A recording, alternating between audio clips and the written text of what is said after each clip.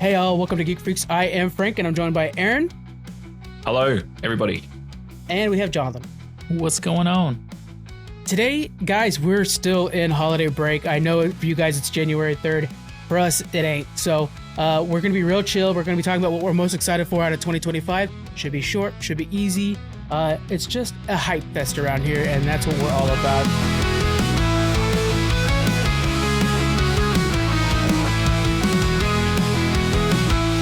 Going over our most anticipated movies, TV shows, and video games.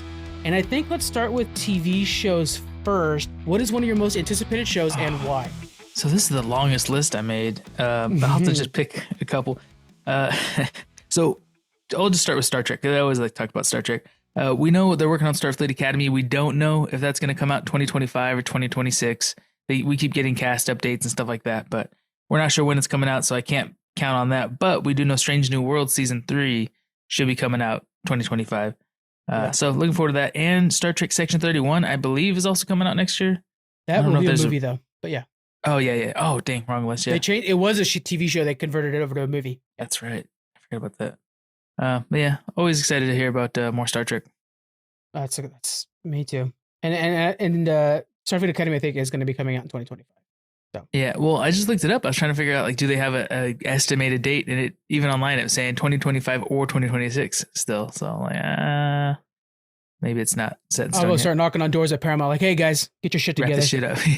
Yeah. Aaron, what is one of your most anticipated shows? Okay, so one of my most. I have a few as well. I'm the same as Jonathan here. I've got 10, so yeah. Oh, well, we're good. I think for me, I'll try and name one that maybe you guys won't. So the one that I'm probably the most anticipating is The Bear Season 4. Obviously a very highly awarded show. This is some TV that it was recommended to me by a friend whose name is Lullaby, who appeared on the Fandom Portals podcast. And I watched it, and my goodness, that is a show that really just draws you in. And, you know, there's a particular episode in season 3 that really showed me the kind of artistic nature of the show. And it's the Christmas dinner episode. If you guys are familiar with that, have you guys watched The Bear? Oh my God, what an episode. Like, mate, Jamie Lee Curtis in that episode alone. And then obviously, you know, John Bernthal as well. Mm-hmm. He just plays an amazing role in The Bear, and it's just captivating TV. I literally sat there watching it in the comfort of my lounge room in the safest place that I have in my house, and I was having like an anxiety attack because I was watching them in the show having this dysfunctional family dinner. And it's just like that kind of captivating writing and the music and the tension and just like the notes that they sort of hit as they're going back and forth. And even like the sound effects, like the cooking sound effects that they have on repeat, is just like in that background, that subtlety, and it's just so well crafted. All of the actors in there give 100%, and I just can't wait for the 4th season of The Bear. They've brought out 4 seasons in 4 years, and you know that's really unheard of for TV shows this year. I'm really glad that they're doing that. Really hope that a lot of the cast members do come back. I know that Ibon is otherwise tied up with his Fantastic Four commitments, so I don't know how that's going to go, but I hope he does come back because Richie is definitely a great part of the show. But Jeremy Allen White will be back, and we'll see his tattooed arms in all their glory, chopping up potatoes and well, he's going to be in Star Wars now, so who knows if he'll that. Yeah, whether it's a voice, is it going to be a motion capture? Like that'd be the easiest job ever, pretending to be a slug. Yeah, that show though, it's amazing how much I'm watching that and just like anxiety inducing. Yes, chef, no chef. Oh my God. Yeah. And in that particular episode, when the car comes through the house, I don't know about for you, but for me, when the car comes into the house, you're almost like, oh, it's over. Thank God. Yeah. It was almost like a relief moment. Yep. And you're literally like, wait a minute. I can't get through that. It's just like that shock, man. It was just so good. And the moment that John Bernthal threw that fork, I was like, it's on. Yeah. Oh, yeah. It's such a good TV. Oh, man. I don't know what it is, but like watching a dysfunctional family just lose itself on television right in front of you it's a guilty pleasure. So The Bear, that's my probably most anticipated, but I've got more. But I'll hand it over to somebody else. Yeah, Succession too. If you guys like that dysfunctional family start to slowly fall apart, Succession, of course, is that, but everybody's rich. I will add one in, A Night of the Seven Kingdoms. If you guys like House of the Dragon, but you're like, a little too many dragons, boom, there you go. Night of the Seven Kingdoms. It's the Game of Thrones and A Knight's Tale, which I know right now I'm just talking right to Aaron. Really, the first part is straight up A Knight's Tale. And it's a knight who's pretending to be somebody else, and he takes on a squire. He doesn't know the squire is the son of the king. And then it just keeps going beyond that. Wonderful story. It's far more grounded than what we've been getting from the Game of Thrones spinoff. So I think that and House of the Dragon are going to juxtapose and show kind of the wide breadth of fantasy storytelling and what George R. R. Martin brings to the table if he ever finishes the damn book. House of the Dragon, or I'm sorry, A Knight of the Seven Kingdoms. I'm very excited to share that with you guys later on. We'll be covering, for a lot of these shows, we'll be covering every episode over on Challenge Accepted and the finale and intro on Geek Freaks. If I'm right, I'm guessing that some of these are coming out next year. Now thinking about it, like it might be later too. But Lanterns, right? The new Green Lantern series. It is definitely not next year. Oh man, why do they got to do that to us? It takes time. I know, but like we've heard about it a long time ago. Okay, I know. Welcome to Derry. That's coming out. That's coming out next year. Yeah. Okay. Based on Stephen King's It. It's a series in that world in the town of Derry, I guess, where it was. Snatching up children and stuff like that. So that'll be cool. That'll be good. I've never seen a Stephen King movie. 26 years before the main storyline, so it's basically the generation before them. How he comes back every, I think, 26 years. Yeah. So it's another batch of kids. I wonder though, are we going to follow a batch of kids, or is it just going to be like, well, yeah, I guess we have to. I have to follow a set group of people. That'll be interesting. I don't know. Curious to see how they play that out. I need to read that book. I know that the ending's very depressing compared to the movies, but I need to see that because I love everything Stephen King. He just keeps nailing it. Okay, let me take you to a nostalgic place where everybody loves to run up those hills, and Dungeons and Dragons made a resurgence. It's Stranger Things season 5. Yes. I know. We're going back to Hawkins, people, with the kids that we all, love to watch on their bicycles running through this 80s vibe show. Season 5 of Stranger Things is something that I'm looking forward to, seeing David Harbour return. It is the last season, so I'm looking forward to seeing how that ends after the they opened up Hawkins and obviously had to deal with Vecna. All the kids are older now, and they're definitely, making their way in life, and seeing how they all of their chapters close after watching these kids literally grow up in front of our very eyes is something that I'm pretty excited for. Stranger Things season 5, second on my list. Let's go. I forgot that and what an end of an era, right? And you're talking about the Bear How that's just so unique that they do a season per year. Boy, Stranger Things is the opposite of that. It feels like it takes forever. Man, they also had to accommodate that for the fact that the kids were aging, didn't they? So every single story that they did, they had to make sure it was like aging up as the kids were growing.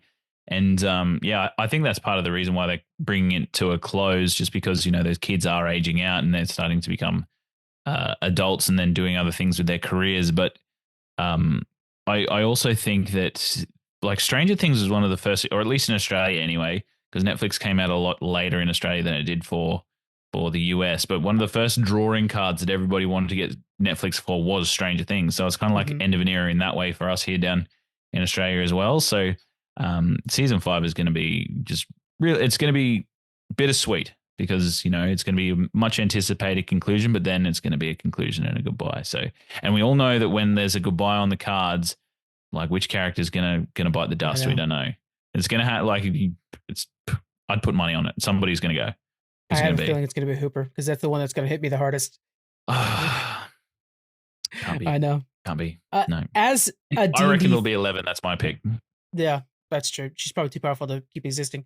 As a D&D aficionado, more so than even I and Jonathan, did you feel the impact that Stranger Things had on D&D as like a resurgence around where you live? Well, at the time that was actually coming through, I already had a D&D podcast going. So I definitely saw like a bump and a increase in enthusiasm for people wondering what we were doing in that space, which was good. We had more engagement on social media through that. And, just around my friendship group, people that sort of watched it, and just like my friends that were outside of the D&D space, they knew that I played and they'd never really been interested. But then, you get those questions. It's just like, so you play D&D, right? And you're just like, I know what this means. Yeah. You want me to run you a game? So yeah, I would say yes, it definitely did. And, they brought out a lot of the Stranger Things themed packs, which sort of was entry level for a lot of people. Played through that as well. And then, it's just like your gateway drug straight into Dungeons and Dragons in a more accessible way. And it's so, the themes in it as well. Like tell my partner as we were watching it. I was just like, that's in D&D, that's in D&D, that's a D&D thing. It's just like so good to pick out those Easter eggs. And I found it the same when I was watching the Dungeons and Dragons movie the other night too. I was just like naming the spells and doing all that kind of thing. But even like the Underdark and the Demogorgon, all of that stuff is just so D&D, and it was good to see it come back and have it set in that sort of time period. It really sort of nestled it where it needed to be in that time space. I liked it. It was good. I never thought about the Underdark and like the Upside Down, and how like those two can be quite mirrors of each other. The Underdark, Jonathan's campaign, the campaign that I'm running for him, they haven't explored it yet. I'm giving Jonathan a hint right now. They haven't explored it yet, but there's been hints that like, wait, where did this drow come from that owns this manor? So there's the Underdark they can go into. Here's a hint, Jonathan. He probably came from the Underdark. Good. Yeah. You follow the threads. There you go. That very expensive paint set that they couldn't afford must have stolen from somebody. There's so many. I was telling Jonathan, I was like, I just want to like scream all the stories that they just walk right past. Like, I invested so much. If you guys go this way, but that's okay. We'll go that way too. That's fine. That's right. Man. You just move the stuff that's on the map straight into the path of the player. Right now they're fighting to secure a foothold in hell. But yeah, I'm gonna be pulling in some stuff. Like I was telling John too, like, oh, I plan on you guys fighting these like clockwork guys over here because I printed them up and stuff. But like they happen to also be protecting this bank too, just in case you guys went that way, and they did. So that worked out quite well for me. Oh man, no, that's good. That's good. So another show that I'm looking forward to. Let's return to Marvel. We have Daredevil: Born Again. This is Marvel embracing their Netflix shows. It's also them really embracing the showrunner. We saw Kevin Feige step in and retool the show and kind of make it more in line with the future of Marvel. I am excited to see how that looks. So far, what we've gotten out of it, it looks like even Kingpin is more accurate and stuff like that. Not that the Netflix's show wasn't excellent, but they're even making even more comic book accurate than that. So I am fully on board with that. Daredevil: Born Again for me. Are they bringing back John Bernthal as the Punisher for that one? Yes. Yeah. He's come back. He's Good. In that one. Yeah. Awesome. And we don't have Elektra or anything like that, but we do have Punisher, and I think that's it. And there's talks that not Iron Fist, but the co-star on Iron Fist might be coming back too. So let's try to do, if you guys have one more show, we'll go. We'll probably stop at that. Do you have another show? Let's go with Jonathan on that one. I only got one more because like almost everything you guys have mentioned has been on my list too. But The Last of Us season 2 we should have, I think, in the spring coming out. So, and it's supposed to be a 5-year time jump. So that'll be, interesting to see. And for those who like the game and are like, no, but I don't want it, they are splitting that second game into 2 parts. So it'll only be the first half of the game, and they're even stretching one of the main twists out to that second half. So, The Last of Us, I know it's going to be a big hit for everybody, especially with that Walking Dead withdrawal. A lot of people are kind of like, Walking Dead's got a lot of spin-offs, sure, but not a lot of people are watching them. They're going to The Last of Us. That's a good one. Yeah. Last one for me, Andor season 2. Probably one of the best things to come out of Star Wars in recent years. It's like the shining jewel, basically, in the 20th century of Star Wars. And, the last season took place over 1 year. This one takes place over 4 years. And it leads right up until the end of Rogue One. It's going to be interesting to see how all those events sort of culminate and take place, and also how they handle the time jumps, because I know that the episode count is actually quite small as well. I think it's like 8 to 10 episodes, and they're doing a 4-year like those 8 episodes happen in 4 years. So it's going to be interesting to see. I think it's 2 episodes, 2 episodes, 2 episodes, 2 episodes.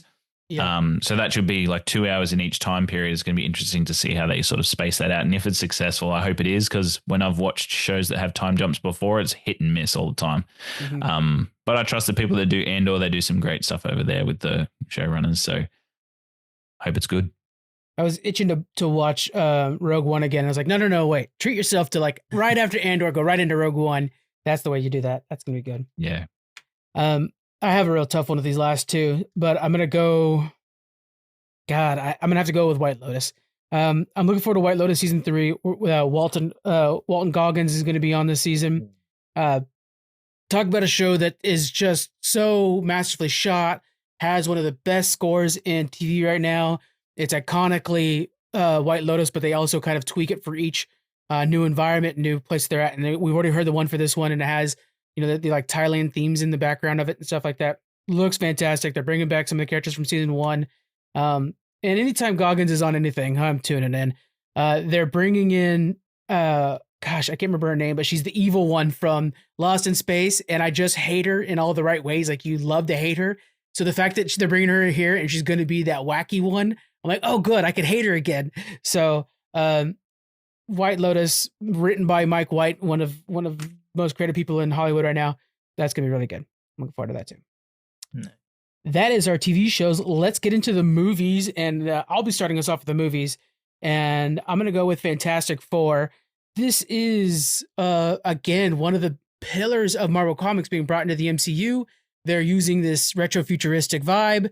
It's 60s, but today, and the casting for this has been a delight. We've been getting, Pedro Pascal. We're talking about The Last of Us. He's going to be Mr. Fantastic. That's perfect. And it's just a good casting all the way around. I'm really hyped for what this is going to mean for Marvel. The only thing that concerns me is how they're going to land the Doctor Doom RDJ of it all. But I have faith that they're probably going to lean into Secret Wars being pretty important. But this is it. This is kind of the final moments of the end game for this era, where we're going to go this Doomsday into Secret Wars. So I'm very excited for Fantastic Four. Okay, so first of all, I don't know if this one comes out in 2025, so correct me if I'm wrong, Frank, but does the live action How to Train Your Dragon come out in 2025? It does. Yes. Okay, well, that is my pick. Mm-hmm. Loved those cartoon movies, full of heart, full of emotion. The fact that they've got Gerard Butler back to play Stoic is absolutely amazing. The side-by-side scene for scene of Hiccup meeting Toothless in the trailer, absolutely captivating. The way they've animated Toothless as well is just really awesome. And I know they say live action, even though Toothless is still technically pretty well animated. It's just more realistic, but I'm very excited for it because it's just... I'm hoping that they'll do the whole trilogy because I love dragons and I'm just loving seeing more of them on my telly. So it's probably one that I could eventually watch with the kids as well, having them grow up and then see How to Train Your Dragon animated and then see the live action. And yeah, keen for it. That's my pick for the movie. One of the things I talked about on Challenge Accepted, and I'm excited for them to reintroduced to a new generation, is the ableism aspect of How to Train Your Dragon. We kind of often forget about that, but Hiccup is missing a leg, Toothless is missing part of his tail, and about how they kind of transcend beyond what they would presumably be the end of their future plans. And so I think that's something that's really cool to echo nowadays more than ever, and might have been forgotten by the latest generation. It does look super good though, and I'm always brought back to the sound design in How to Train Your Dragon, because it's the most unique fire ability from a dragon we've ever heard in Toothless. That almost like charge up and then it's just such a cool sound. Like a supersonic beam or something like that, right? It's amazing. So cool. Can't wait to see it in live action. Yeah. Yep. Jordan, what's your movie? I'm looking forward to the new Superman. We talked about it when we did our Geekies last episode. James Gunn and all that stuff, but it looks amazing. It comes out, I think, in July 2025. It's going to be one of those big summer movies. Superman's awesome. It'll be great. We're going to be broke. There's going to be so many theater trips. Right. All the popcorn. This is the year to get one of those movie passes, or like I had movie pass this past year, but I think maybe I'll do a subscription to a specific theater this next year and see how that goes. But I mean, this past year too, we didn't have that many big, blockbuster movies coming out, but this upcoming year looks like we got a lot more. So that'll be good. I think your cat's excited about it too. Yeah, if you guys want a cat, she wants to be on the pod too. Yeah. All right. So I think I did. Did I do mine? Yeah, I did. All right. Let's go back to Aaron then. Aaron, why don't you give us another one? Okay. So I've got two. Yeah. Well, I've got more than two, but which one should I go with first? I'm going to go with Stargate. I recently found out that there was a Stargate movie coming out in 2025, and I was definitely a Stargate kid. I was telling the guys just before we went live that first job was a paper run, and I did the paper run for the entire week purely to buy. The newsagents had these magazines that had DVDs attached to them, and there was 3 episodes per DVD, and I spent the whole week delivering papers to my neighborhood just so I could earn enough money to buy that DVD and watch 3 episodes of Stargate. My brothers loved it too because I did all the work and they got to watch the Stargate. So shout out to those guys. Thanks. But But no, Stargate was definitely something that I loved from childhood. The team of four, the gateway to other worlds, the alien races just took you away. It's that escapism we've always been talking about here on Geek Freaks, and it's just that sort of happy place for me. And you know what? It was something that my mum introduced me to as well, and she really enjoyed it when we watched it all as a family too. So, and it also I kind of watched it when I was like 12 or 13, so it kind of felt like it was a little bit older than what I was supposed to be watching, so I felt really grown up when I was watching it, so it's got that nostalgia vibe for me, and I'm interested to see the way that they take it, whether they're going to go with Jack O'Neill, Daniel Jackson, the original SG-1 team, or they're going to try something new, because there was an original Stargate movie that came out obviously before the show, starring James Spader, I believe, and Kurt Russell. Yes, he needs to come back too. But yeah, I'm wondering if they're going to take it in that direction or whether they're going to do something new. And again, if it's going to spare off a new Stargate show. So that's my pick, Stargate. I wonder, I know it's not completely related, but there's the vibe check, right? Where Dune is kind of bringing in that deserty Egyptian themes from a lot of the architecture, a lot of the religion aspect of it.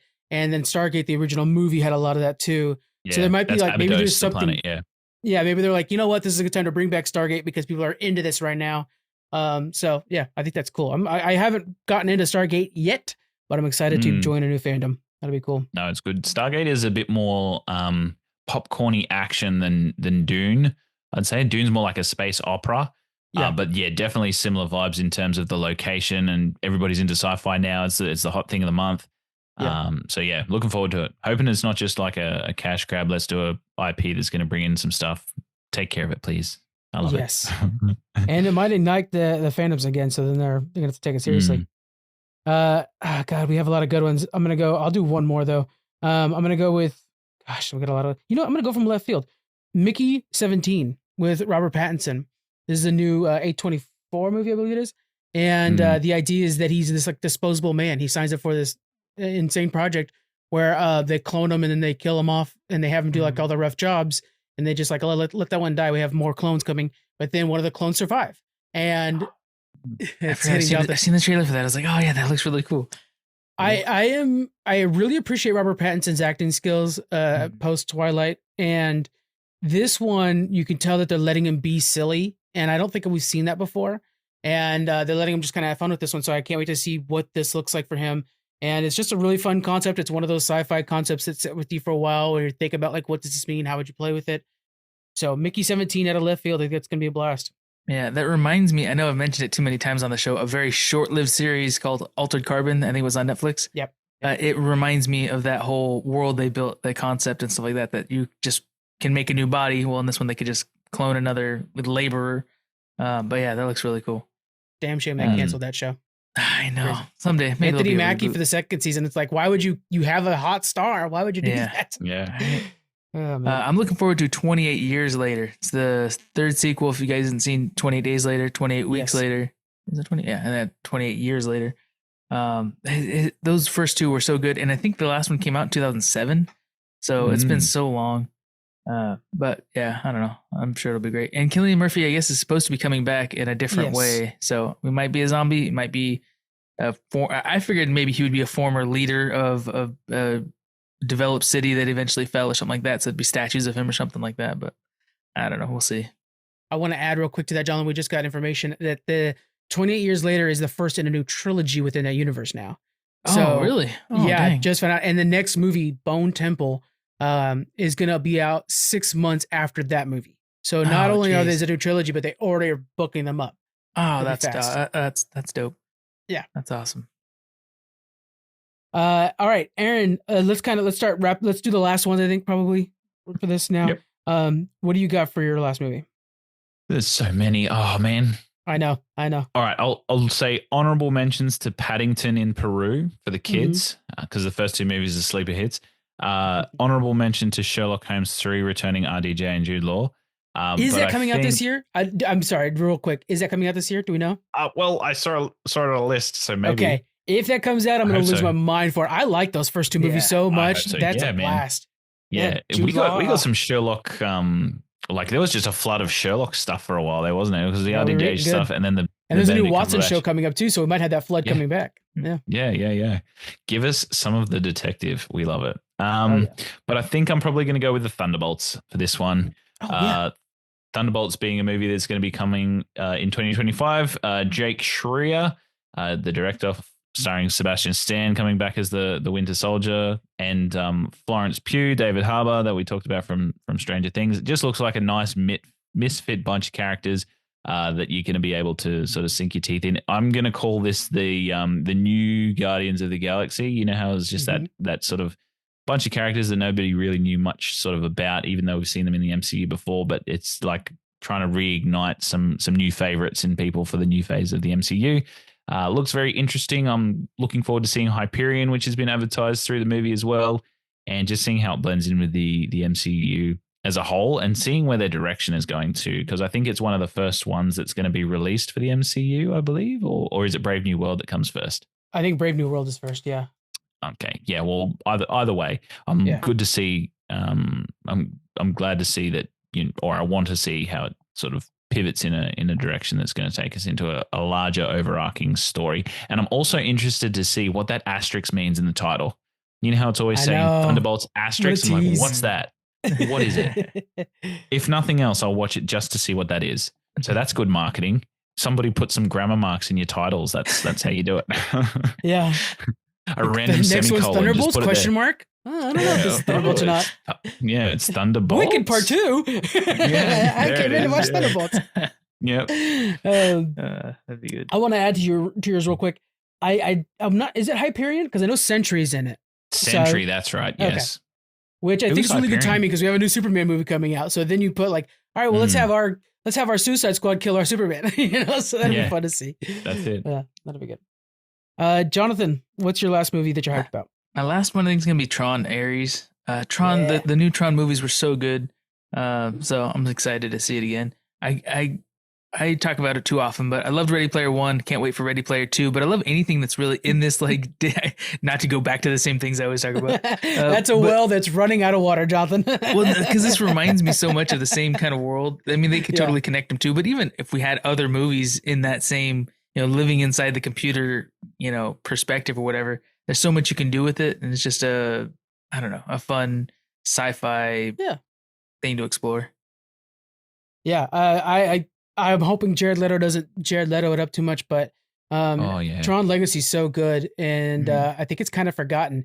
And we have 9 Inch Nails doing the soundtrack for this one, so yes, I am in. That's gonna be a blast. Is Jeff Bridges coming back for this one? Yes, he is. Yeah. Oh, good. He's aging, man. He's getting like each one. He's getting on and on and on. Yeah. So yes, that's good. We have a better de-aging technology than we did. Tron Legacy, well, I think is a fantastic movie. The de-aging for him was pretty rough. So that's. And then, all right, I'll close this off with Captain America: Brave New World. We get to see Sam Wilson being our Captain America. They're going to be introducing adamantium into the MCU. This is going to be just a blast. Red Hulk, which the more we're seeing visually of Red Hulk, he looks amazing. It's amazing that motion capture. You'd think so much, like when the first Hulk movie comes, like, oh my god, it looks just like Mark Ruffalo or Ed Henry. It looks perfect. And then as we progress, like, it keeps getting better. How is that possible? Yeah, Red Hulk looks so much like Harrison Ford. It's outstanding. So I'm looking forward to that too. I can't wait to see the released cut. When they released the Planet of the Apes movie, how they also released the version of the actors in the mocap. I want them to do that with Harrison Ford, just to see him walking around as the Red Hulk. That would be funny. Just in the middle of the street with like a burning car next to him and all this like stuff attached to him. Old man yell. Exactly. Yeah. But even down to, I watched or I saw a close up of the Red Hulk just recently, and the famous scar that Harrison Ford has on the chin. Even if you look at the Red Hulk's close-up face, he's got that there, and you can see the grey along the sides. And I always picture the Red Hulk though with that mustache. I was like, because Thunderbolt Ross, he's got that mustache. I was like, if he changed and he had the mustache, that would be really cool. That would have been dope. That would have been his part. But I think Harrison Ford didn't want the mustache. They made a point of saying it in the trailer. Lose the officer, lose the mustache. So yeah. I'm looking forward to that one too. I have a feeling they were like, we want Harrison Ford, and Harrison Ford's like, I ain't growing a mustache, guys. Yeah. So it was kind of like, all right, then we're gonna write it around. That's fine. They're not gonna Henry Cavill it where they have to CGI stuff. Oh, exactly. Only Harrison Ford, could do that. Just like pull that weight. It's like, but the character's been drawn this way for the last 40 years. It's like, Nope. Nope. Let's move to game of the games that we're most hyped for in 2025. I'll kick us off on this one as well. I'm going to start off with 1943 Rise of Hydra.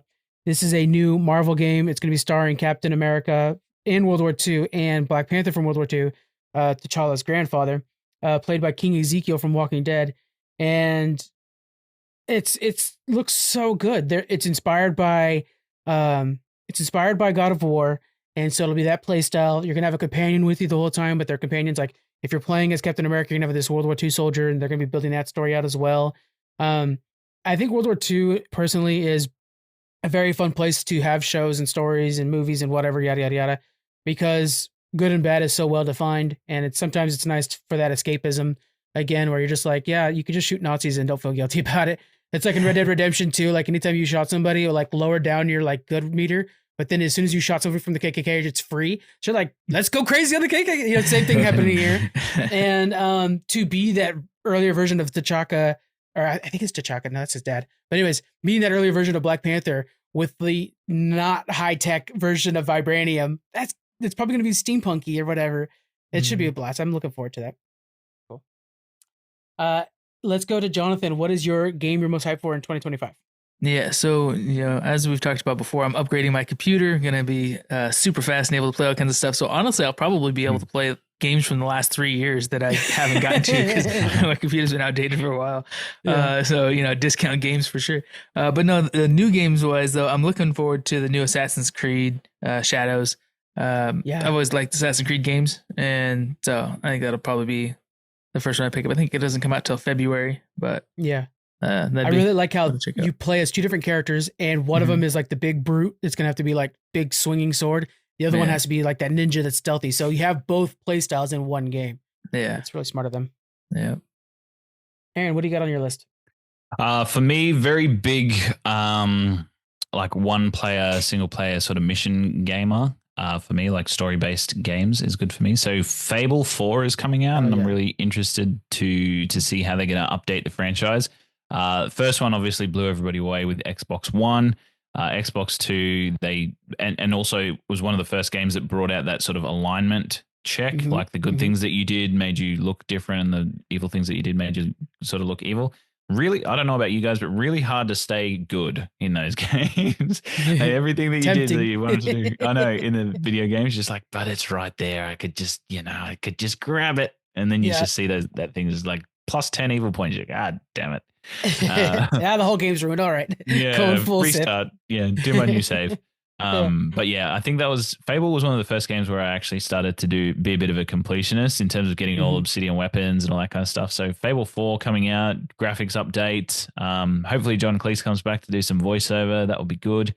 Yep. And then I'm pretty hyped for that one. And I'm interested to see how they run the combat, because they kind of changed it over all three of the games.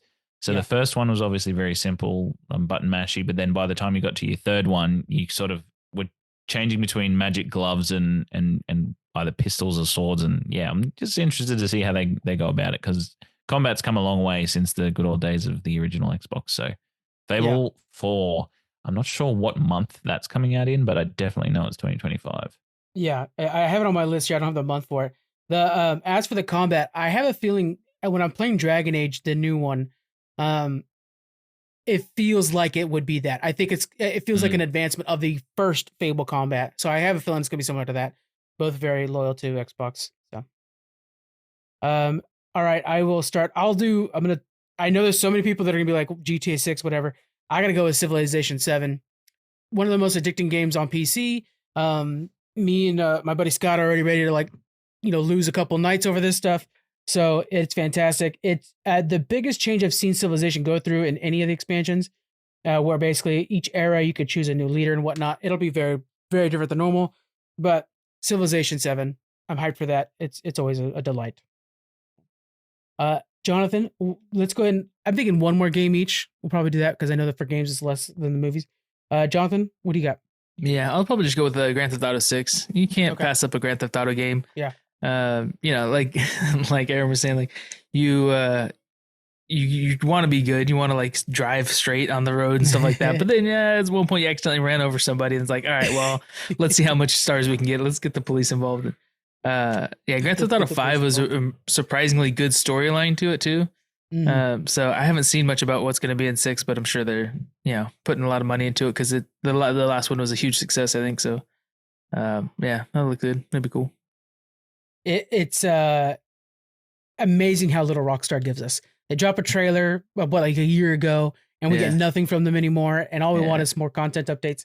So but I know once it comes out, it'll be something I play nonstop for sure. Right. They have such a big player base on Twitch and things like that. They even do what's the role play stuff they do. They don't even just play the game. They just actually role play as characters in the world, and they just go for it. Like GTA has got its own community in that way too. So, and they do it with Red Dead as well, which is like more down my alley. But, I'd be doing King. Sure.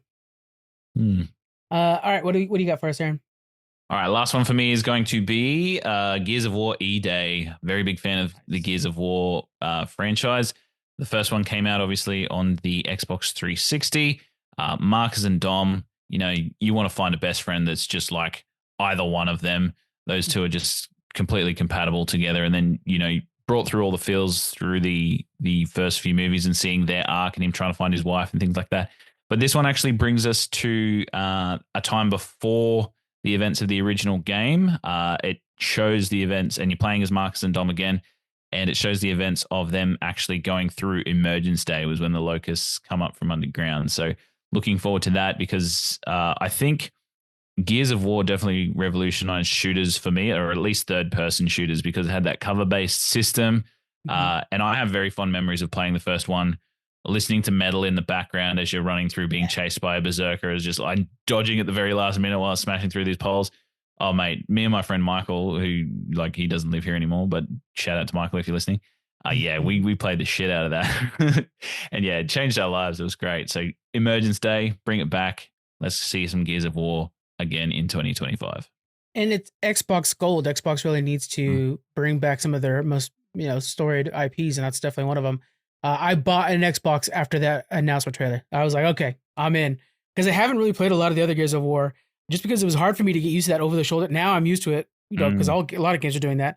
I'm ready for it, man. I'm right there with you. Day one, I'm gonna be getting that for sure. Yeah, isn't Squeaks the one that was a huge Gears of War fan? Yep. Yeah. Oh yeah. I'm sure. I don't know if he has a tattoo of the.